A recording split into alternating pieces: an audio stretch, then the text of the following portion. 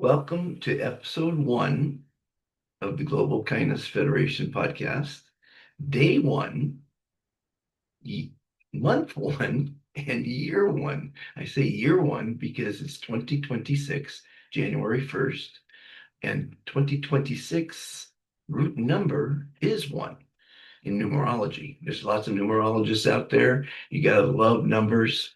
And when I turned on this computer this morning, the time showed 6:08. That's my birth month and day, which I love those numbers, 6 and 8.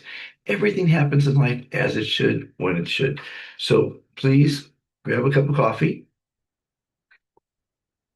sit back, relax. You're going to take part in history today. Hopefully, you'll share this with loved ones because it's a very important podcast. It's a very important mission.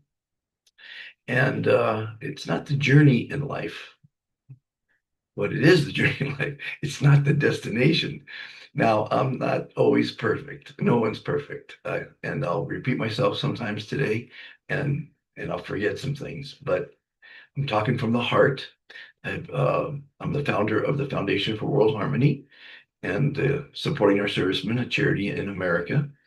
I've been a humanitarian since 1980 when I conceived of the Foundation for World Harmony. It's now a 501c3 in America and soon to be an international NGO. The United Nations is inviting us to be part of their organization. We're going to have a very exciting 2026. So today you're going to hear about the who, the what, the why, the how, and the where of this fantastic mission for a kinder world.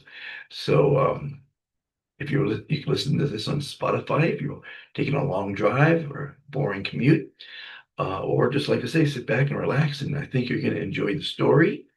I know you're going to enjoy the story, as many have, because you need to know all those things, the who, what, why, where, and how of what this mission is, who I am.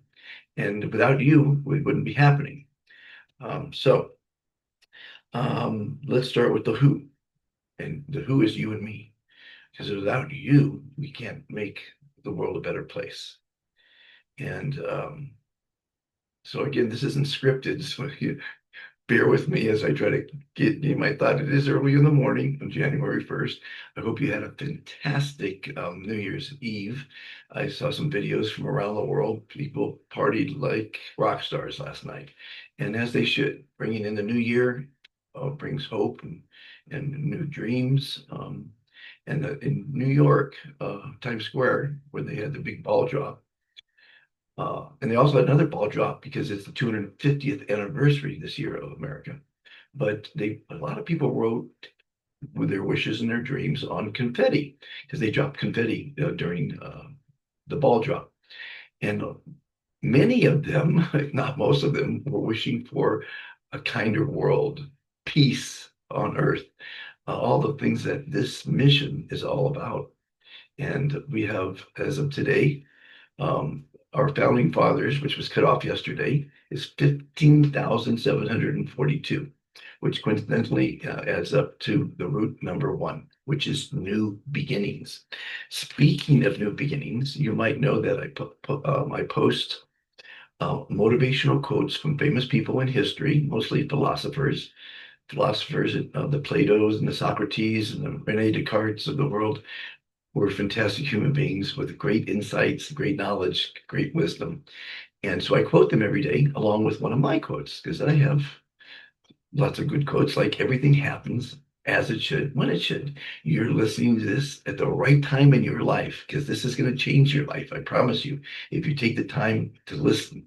You know, human beings, what is it? What's the word I'm looking for? Attention span is about 15 seconds nowadays. This is going to be a lot longer than that. But I want to give you two quotes, one from Socrates, who said, "The secret of change is not to focus all of your energy on the fighting the old, but on building the new." And that's what we're doing. And Plato said, "The beginning is the most important part of the work." And if you're just tuning in for the first time, hear about the Foundation for World Harmony, the Global Kindness Revolution, Global Kindness Federation. You're in this for a treat. But you have to know all those things I'm about to tell you: the who, the what, the why, the how, the why, the where. And so let's start with the who. My name is Monty Cook the third, also known as Dr. Fantastic. Now they call me Dr. Fantastic because you're about to get the recipe, or the prescription rather, because I am a chef, the prescription for a happier and longer life. And that's what our life should be, is to be happy. We need to be happy in life. At any rate, so I didn't even know. So I'm going to tell you my story, my background, so you know where I'm coming from, and I think you'll see my vision, and you'll probably agree with it, because everything happens in life as it should when it should. And this day one of year one of month one of episode one is, to me, the start. Been doing it many, many years, but this is really, in 2026, it's going to be amazing. Year one. So I didn't know my name was actually, my full name is Lester Monta Cook III, but I didn't know that till I was orphaned at the age of 9. Now, as a child, when someone tells you your name, you don't question it. So I thought my name up till 9 years old was Monty Richard. You don't question that. If your parents tell you that this is an orange, you think it's an orange. Till someone tells you it's a cup of coffee. At any rate, so my mother, beautiful woman, she married my father, obviously. Uh, um, and he was a producer, and she was an actress and a singer. She sang for the big bands, dated Ronald Reagan. And the only picture I have of her, and very few memories, she's on a date with Ronald Reagan at a very famous club called Ciro's. And you know it's Ciro's because you can see the matchbook on the table. But at any rate, uh, I sent that picture to Ronald Reagan when he was governor. He called me, became my friend, wrote me a personal handwritten letter on White House stationery when he was president. He was very kind to me, very kind man, very, very wonderful voice, great human being. May he rest in peace. So that picture I have of her and him are on the cover of my book called Lester's Legacy. And so I'm an author. I'm also a producer. I've worked in film, TV, radio. I am a motivational speaker, a philosopher, an eco artist, which is very important. I teach eco art. I've been in construction. I've remodeled homes and businesses. I was a silo builder in Iowa, a snow machine operator in Switzerland, a waiter in Florida. Um, the list goes on and on and on. I mean, it's a really, really long list. I wrote a couple of them down this morning. Probably forgot a few. I've forgotten more careers, had more careers, and forgotten them than most people have ever had. But I've never found a challenge in life, and all the things I've done, to me, they were so easy. And I don't know why they're so easy, maybe because of my incredible amount of common sense, but I didn't go to college. Well, I went a couple weeks to college, but I just had an incredible amount of bravery, I guess, and never afraid to fail, because failing is just first attempt in learning. And I've tackled a lot of things in my life and done quite well in life. And so I'm here today to tell you that I'm here for you. This isn't for me. I'm not doing this for me. I'm doing this for you, for your family, for your community, for your country, and for the world. This is my gift to the world, and it's all free. We have lots of humanitarian efforts. But let me get back to the who. So I was put into a foster home. So I never met my real father, by the way. He left when I was 2. Later on, I heard 10 years later, remarried and named his next son Lester Cook III. That's pretty bizarre. And eventually met him years later, but so he disappears. And I wrote, that's kind of what the book's about. why he disappeared, and it's still a mystery. But so she goes from wealth in Beverly Hills, where I was born. She goes from wealth to poverty, literally poverty. She marries an abstract expressionist by the name of Arthur Richer, who brought the beat scene. He was a beatnik. So I'm a beatnik from New York to Venice, California, where we moved. And we lived in a ramshackle house. And everything I'm saying, by the way, is all provable because you can look up the Life magazine article we were in called Beatsville versus Squaresville. Showed a family in Venice, my family, and a family in Kansas, polar opposites. At any rate, everyone took advantage of artists. It was very brutal back then because artists didn't work. They painted. No, and it wasn't respected. And so we lived in Venice, and it was lots of drugs. They did lots of drugs, and I didn't get much education because we moved a lot. So I was here in this school for a couple months, in that school a couple months, and so we moved from Venice to Topanga Canyon. By the way, Venice now you couldn't give away property back then. It was the dregs of Los Angeles, um, and now it's very very expensive. You can't afford it. Canals, it's a beautiful place, and the beaches are beautiful now. Then they had oil rigs on the beach. This was in the 50s. Uh, then we moved to Topanga Canyon, which again was the poorest area of town. Now it's very expensive enclave. From San Francisco, from Topanga, we moved to San Francisco, Potrero Hill, which was again the poorest area in town, but it was on a hillside overlooking the city. Now it's extremely expensive condominiums and houses. Again, then we moved from there to a couple of other places in San Francisco, and then to Hillsburg in a commune. We lived with three families in a commune without running water or electricity. Um, and now it's Hillsburg is for the billionaires. It's pretty funny how life changes. At any rate, I'll never forget my first, I guess you want to call it entrepreneurial adventure. I used to take toothpicks and put in a mason jar cinnamon oil and shake it up. Took a long time to cover all the toothpicks, package them, bring them to, I think it was fifth grade, probably yeah, fifth grade, and sell them. So I'd go to school with all these packages, and I think it was wax paper packages, whatever, and come home with a big jar full of money. That was my first gig. Uh, and then, of course, after that, I picked grapes, and I mean, I've done so many different things in my life. It's been pretty amazing. So the basically what happened, we were living off the grid. And we built a log cabin. It wasn't completely done. And one night, a very famous artist today by the name of George Herms, he lived in a treehouse in one of the three homes in the commune.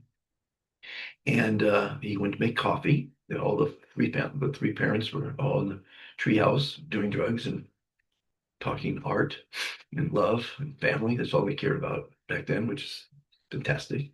So then basically, he saw out the kitchen window our house on fire. And so without even yelling to the other adults, he ran out and saved me and my three sisters, two sisters from my stepfather. Uh, and the house burned down. Of course, it was in the hills, so no firemen came till the next day. And it burned 10,000 acres, and it was the straw that broke the camel's back. He committed suicide shortly thereafter, and my mom died from an ulcer shortly after that.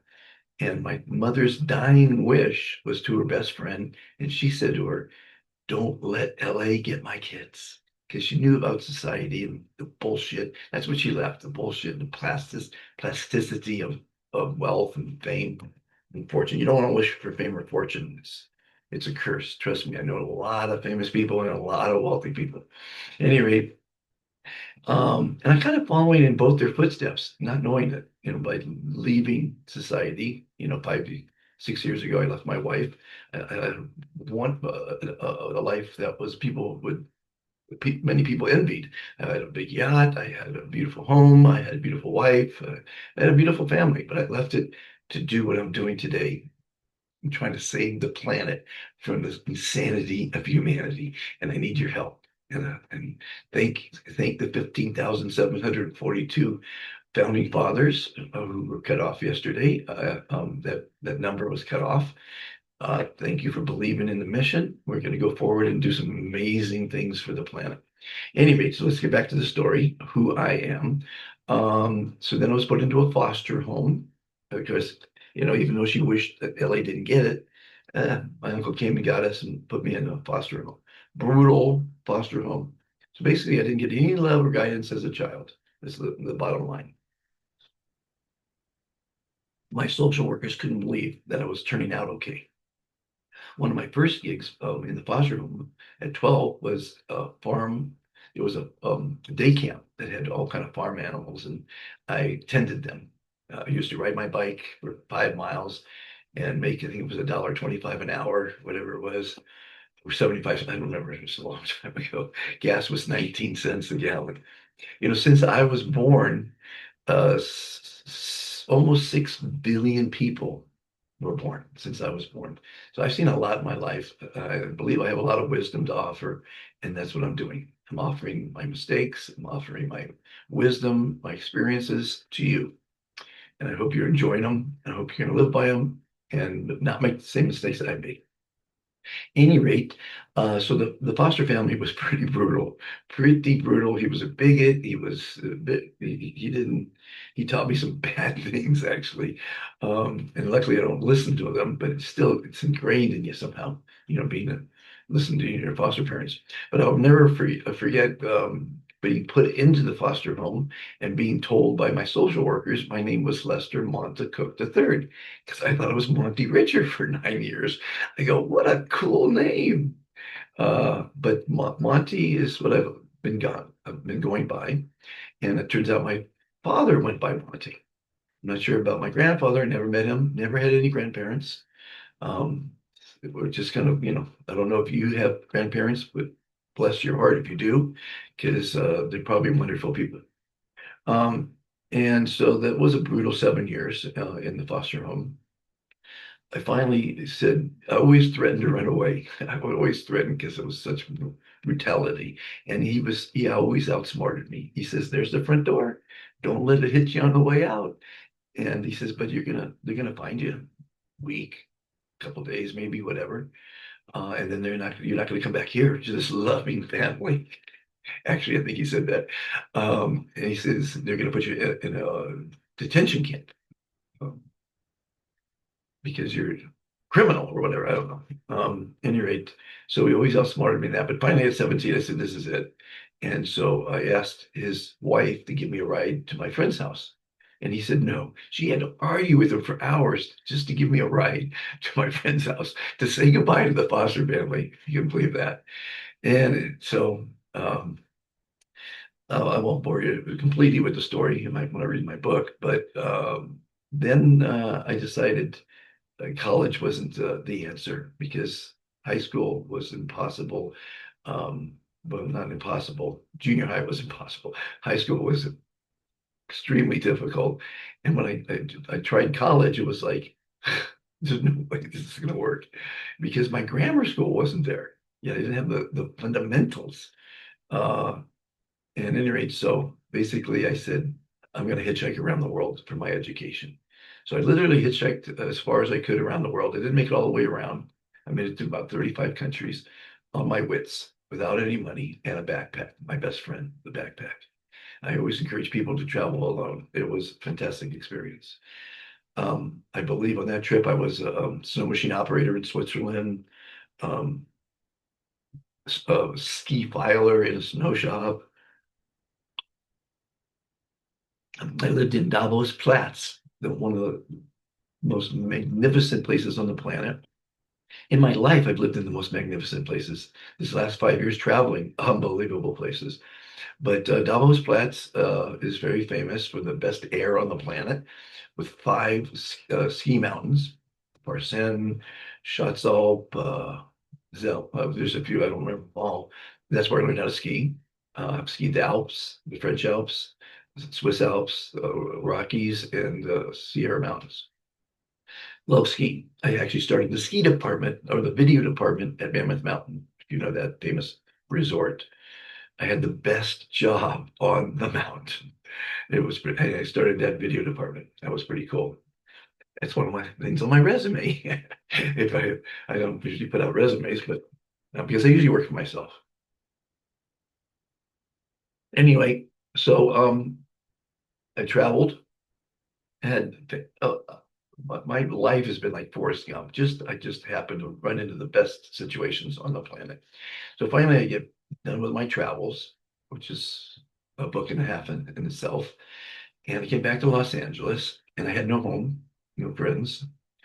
And so I looked in the newspaper for a place to live, and there was a job opening, room and board, for a scientist, guy, Dennis Guns. I'll never forget him. He invented the machine that synchronizes the voice for actors in film. And he was working on a thing called a Tusha Tube, which is very famous. It was on the Johnny Carson show. It was a couch that when you could turn into a bed, a love seat, all kind of different things. It's a great invention. And he had a factory mass producing them. My job was to help him with that and government contracts for the Navy. He was the smartest guy I ever met, a very and wonderful human being. All the money he would save up from his work, he'd go down and buy, he'd always buy used glasses and shoes and go down to Mexico and give them out. Great human being. I think I learned some kindness from him. Any rate, so I lived with him in a bomb shelter in downtown Los Angeles, 3 stories underground, 10,000 square foot bomb shelter. And and it was a great experience. And that was where I did my first invention, extended play holographic simulator. And because I love holography and it's come a long way since the 80s. And every night I would put on my one pair of polyester pants and shirt and take a bus to Beverly Hills and Hollywood and and dance and party like a rock star. And if I got lucky, I stayed at someone's house, uh, typically girls' houses. And if I didn't, I'd take a bus home and eventually, wee hours of the morning, step over the drunks at the front door and go down to my bomb shelter. And that was a fantastic life. And that's where I launched my first concert. Actually, my only concert, I think. I produced Ray Charles on his 50th birthday at the Dorothy Chandler Pavilion without any money and just with a little bit of smarts. It's another story for another occasion. And that's where, from that concert at the Dorothy Chandler Pavilion with the mayor attending, that's why I conceived of the Foundation for World Harmony, 1980. At any rate, I meet a beautiful woman. A friend of mine introduced, she was managing a restaurant in Mammoth, French, successful. She had some children. She was a fantastic mother, fantastic person, inside and out, beautiful woman, French, a fantastic chef. And she asked me to marry her. And I said yes. 30 years later, she asked me to divorce her, and I said yes, because she put up with me. I'm not the easiest person to put up with because I'm always doing something different. And she believed in my dream for a better world. And I was Mr. Mom for the first 10 years. So I gave my kids the most love that I never had, and that was very rewarding for me. And but I was very successful. I had a company that did Portuguese dubbing. I made millions doing that. That was pretty cool. But most of the time, I never worked for money. I did things that were a challenge and that made me happy. And that's what I encourage people to do. Because when you do something that makes you happy, you do it well. And when you do something well, someone will pay you for it. So then I just, after a long marriage, I created the Supporting Our Servicemen well before the end of the marriage, and there's a TV show uh, that you can maybe post on this channel to show everyone that success. At any rate, I decided to because COVID came, and I said, "This is it." That was for me the straw that broke the camel's back. Very disappointed in humanity. Because it turns out a lot of people made billions of dollars, and my opinion, through meeting a lot of doctors and nurses who wrote COVID, that's the cause of death when it wasn't. I was very disappointed. And so I said to my wife, I'm going to go out and save the planet. She said, "You're crazy to do this." And I didn't listen to her. I listened to a guy named Steve Jobs, who said people who are crazy enough to think they can make a difference in the world are the ones that do. And the Foundation for World Harmony is making a difference in many lives, mostly in Africa. That's where it started, because I was living in Egypt when I ran out of money on this journey. And ran out of money in one of the best resorts on the planet, Sharm el-Sheikh, Egypt. And the stories I could tell you about that, and they're all documented, by the way, on my YouTube channel, Be Fantastic, over 2,500 videos documenting the most amazing things that happened to me on this in these last 5 or 6 years. So life is a journey. You never know where it's going to bring you.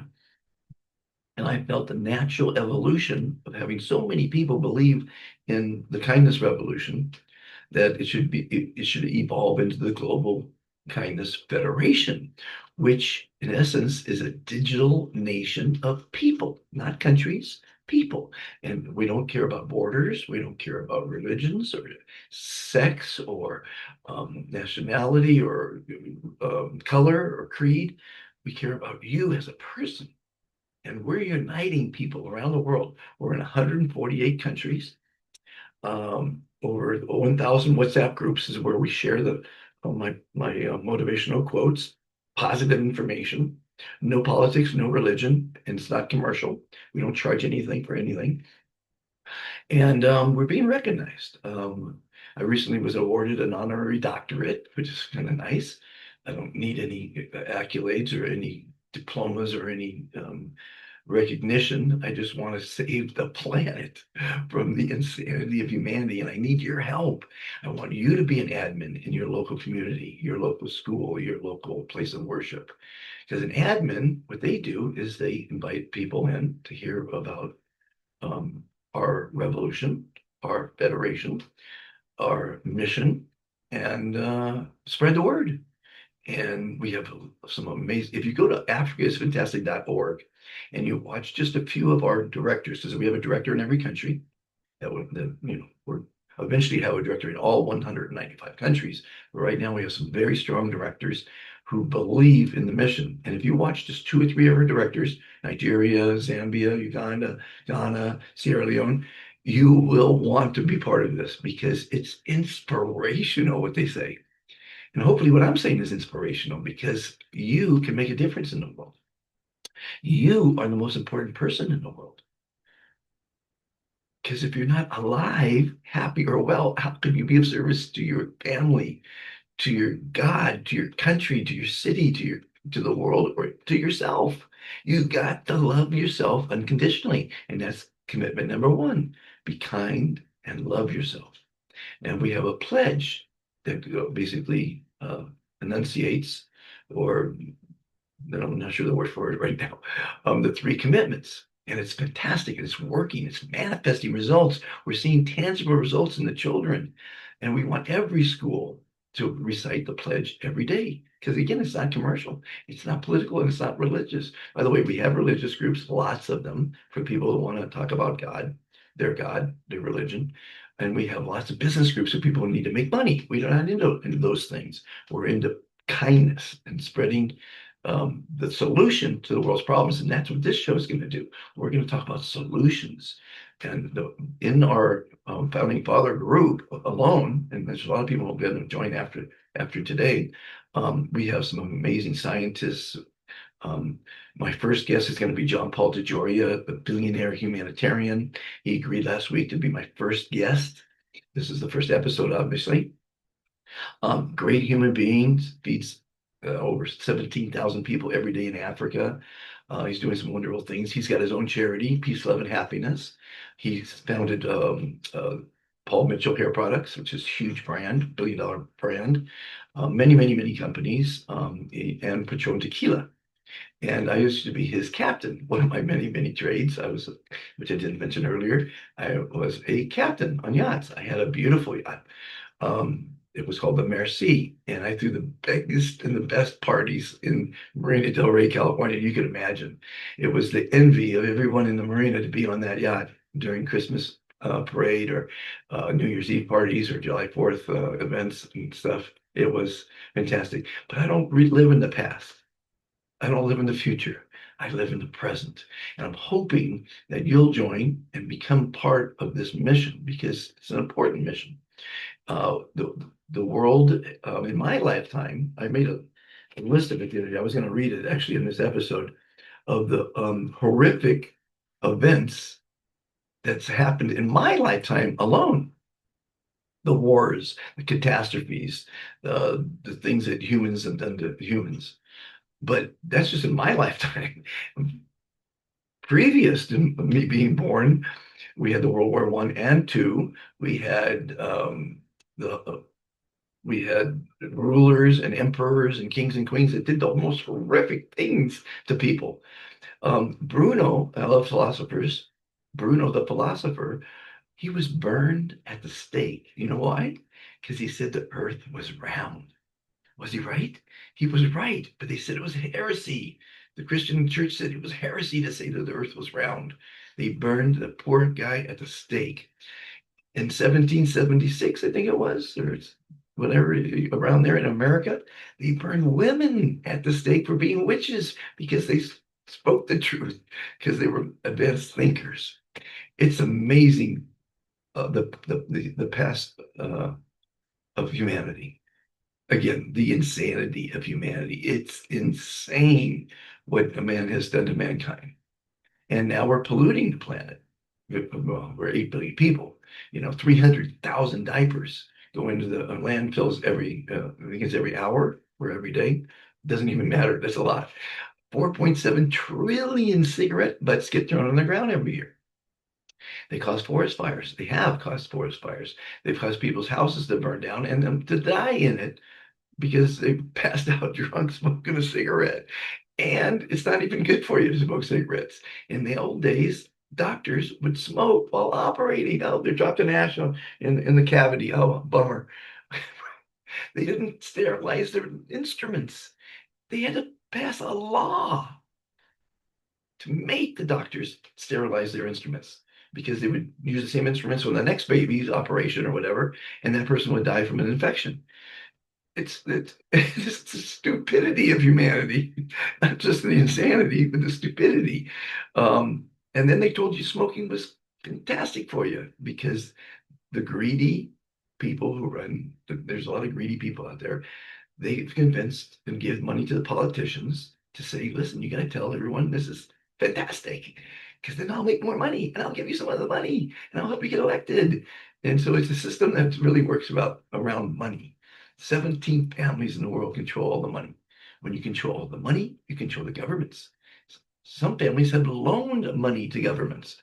And when you own that much money, you have the banks and you have the corporations. Look, do the pyramid of who's on top and the 8 billion people who are on the bottom.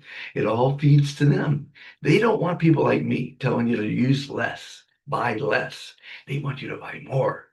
And that's why they want everything to go up in price because they make more money. It's an amazing world. I don't usually talk negative things. Actually, in my last podcast, which is the complete guide to happiness, I never talked about negative things. This podcast, we are going to talk about the negative things because you can't ignore them. You can't put your head in the sand, bury your head in the sand, as I think the saying is, or live underneath a rock. You just can't. We have to face the fact that humanity has done some really stupid things and is continuing to do stupid things. The SDGs of the world. I spoke at COP27 and I saw some amazing inventions. And unfortunately, I couldn't afford to go to 28 or 29 or 30, but I know that they're there. And I'm going to be speaking to those kind of people because you need to know that there are engines that run on water. There are technologies that are recycling the most amazing things, making straws out of banana peels. I mean, some amazing, smart people out there. But a lot of the technologies, like the free energies and what have you, hurt the rich people. They don't want it. when they came out electric cars, the first my friend Larry Martoff, famous movie producer, owned one of the electric cars. He was an environmentalist and great human being. And when the lease was up, they took it back. They took all the leases back and squished them because it was hurting the oil business. Now the electric is getting bigger and better, but we're learning, and that's what this show is about: learning. How can we learn to make the world a better place, a kinder place for our future generations, for our children, for our grandchildren, for our great grandchildren?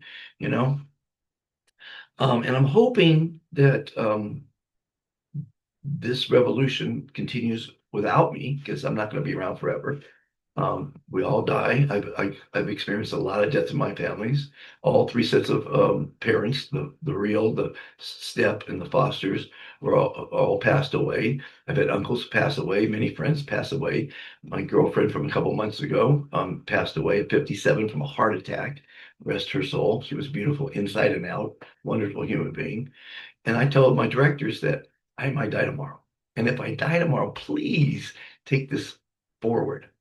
Luckily, my director in Zambia is going to continue my last podcast, The Complete Guide to Happiness. So that's kind of fun. Um, and again, I got to reiterate that this show, all my other shows, my TV show in Belize, my radio show in Los Angeles, all unscripted, all talking from the heart, and only one take. All my shows are one take wonders. And it's not fancy music and bells and whistles and all that stuff. It's just real hard facts and the truth. We need to face the truth. Um, Again, day one, episode one, month one, year one is a new beginning. And we need a new consciousness for the world. If you've been listening this long, bless your heart, and I hope you will share it because I think you might have learned a thing or two, or at least got a clearer picture of what the Foundation for World Harmony, Kindness Revolution, the Global Kindness Federation are doing. We're trying to make your life better. You know, I have many, many sayings, and one of them, or many, I don't know what the word I'm looking for, statements, let's just call it statements. When I say you're the most important person in the world, you are, and you come first. It's not bad to come first because if you're not alive, well, or happy, you can't help anyone or your family or your community, right? So if you've ever been on an airplane and they say, what did they say, 4 billion people, half the world travels on an airplane every year? That's a lot of I'm a pilot, by the way. Got my license in 1972. Haven't flown since 72. There's two things I did poorly in life. One was a pilot, and one was being an actor. Although I was on a couple of national TV commercials, I was a horrible actor because of my memory. I couldn't remember a single line. Anyway, what was I saying? Sometimes I lose my train of thought as well. But what the hell was I saying just now? I actually went before a judge one time.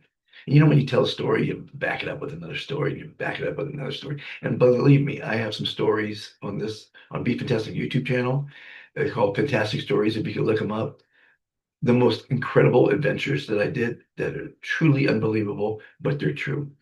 And so I always back up stories. So I was talking to this judge, backing up my story, backing up my story, and backing up. And then finally I said, what was I trying to say? And he says, and then it always clicks in at the last second. So I actually completely forgot my train of thought. I apologize, but I'm just a human. I'm a regular guy. Might have had and have had the most bizarre life. I think you might agree. My path in life, and it's the journey, not the destination. I do want to make peace in the world, so that is a destination, but it's a journey, and it's an idealistic dream. Guaranteed, it's an idealistic dream.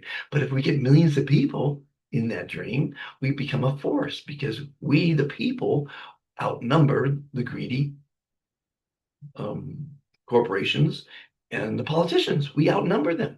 So if we can actually get together, because I always say herding humans is like herding cats, nearly impossible. But if you get this story of mine and you see my point of view, because you see, I was born in wealth, raised in poverty, and then put into middle class. I got a vision that that sees it all, sees the big picture.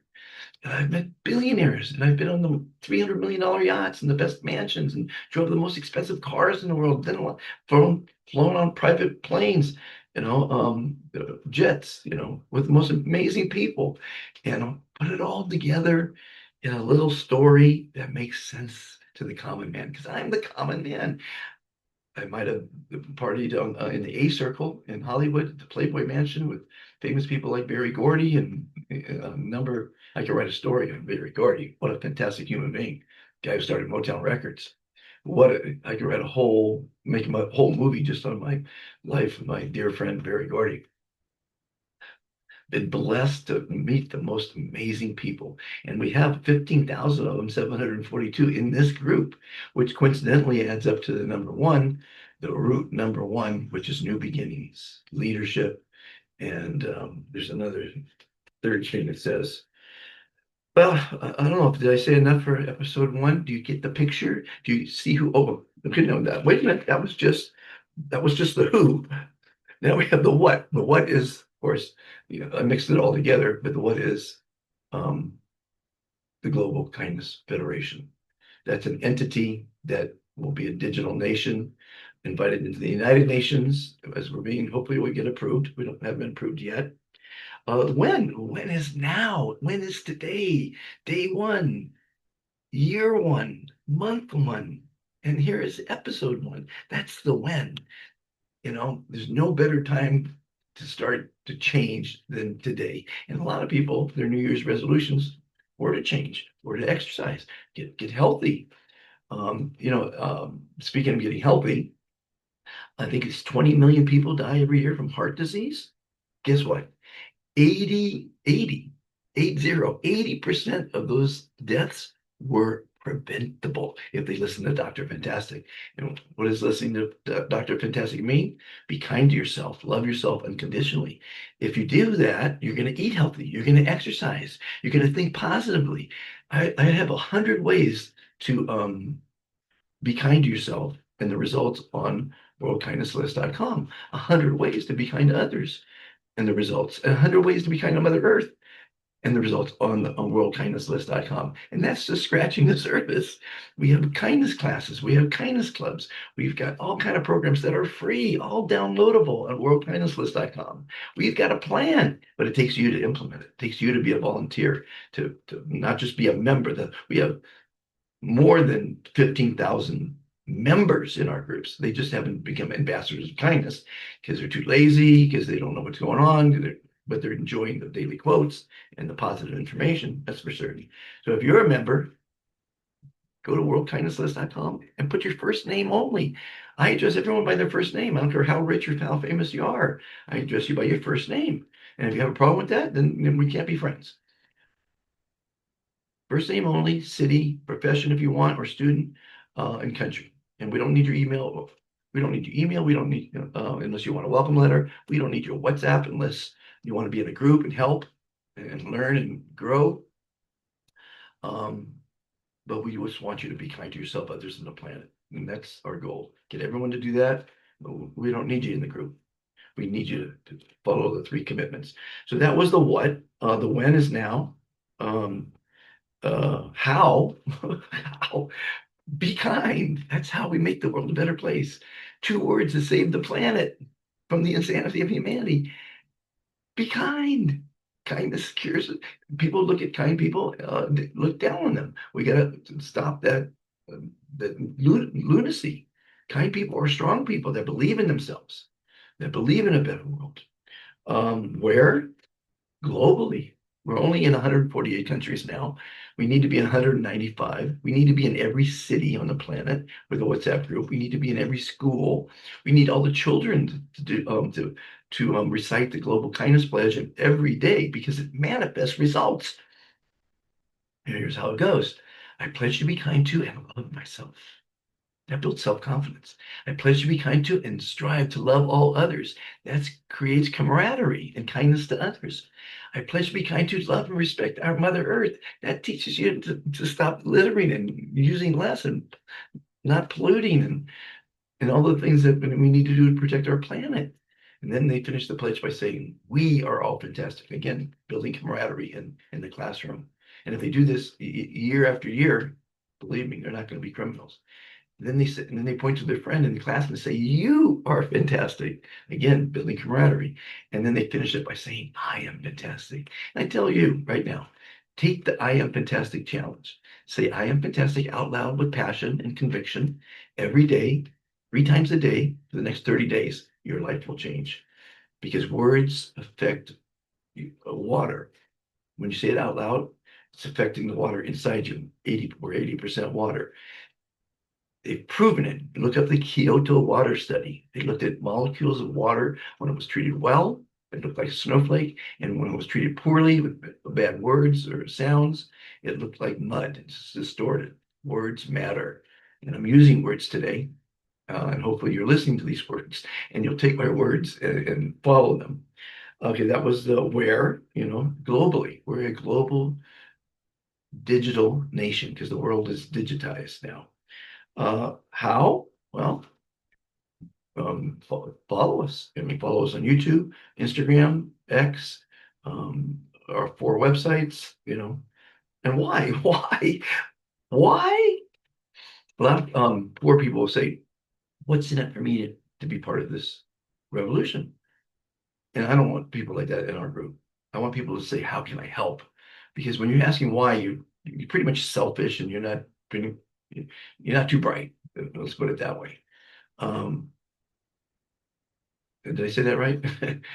Excuse me if I offend you. But at any rate, we want people that care about others to be part of this. And I'm sure you care about your family. You should make them watch this. I think you might have learned a thing or two if you didn't know what was going on. If you're an ambassador already and you watched it this long, it's just a reminder of what we're doing and our vision, and you're part of it. We need not 15,742. We need 15 million or 150 million people thinking like I do, like you do as an ambassador. So that was the why. Why? Because the world's pretty screwed up. Again, it's the insanity of humanity. There's too much greed. There's too much poverty. There's too many wars and conflicts and raping and lying and stealing and cheating and bullying and teasing and prejudice and bigotry and slavery and too many bad things going on. And those bad things were probably because the person committing them didn't get love as a child, didn't sit down at dinner every night with their family, didn't get guidance, didn't go to school. You know, sometimes people can't afford to go to school. Well, it's if you can get any access to a free Wi-Fi, which is coming out with Starlink, I think, around the world, all the education in the world is free. But people don't respect it. They don't respect free. They want to pay for it, then it gives them value. This Global Kindness Federation is free. The Kindness Revolution is free. The Foundation for World Harmony's programs are free. I apologize for it being free, and hopefully you're smart enough to accept it and endorse it and volunteer and be part of it. Well, I think that's enough for episode 1. I don't know. What do you think? Anyway, welcome to the Global Kindness Federation. I hope you're going to be a big part of it. You can join all the websites, the Foundation for World Harmony.org, the Global Kindness Federation.org, Africa is Fantastic.org, worldkindnesslist.com. Subscribe to Be Fantastic YouTube, subscribe to this channel, to this podcast here. Thanks, Rete Media, for believing in the mission. And enjoy day 1, year 1, month 1. And I hope you enjoyed episode 1. Have a fantastic day, everyone. Let's have a fantastic 2026, okay? Let me see if I can stop this broadcast. Every time I push this button the wrong way, it stops. Here we go. Here we go. End of episode 1. Hope you enjoyed it. And there was 10 episodes previous to this as a countdown, and they had some interesting information. You might want to watch those. Like, share, subscribe. Sharing is caring, caring is kindness, and kindness leads to happiness. And that's what we're on this planet to be. Happy. Don't worry, be happy.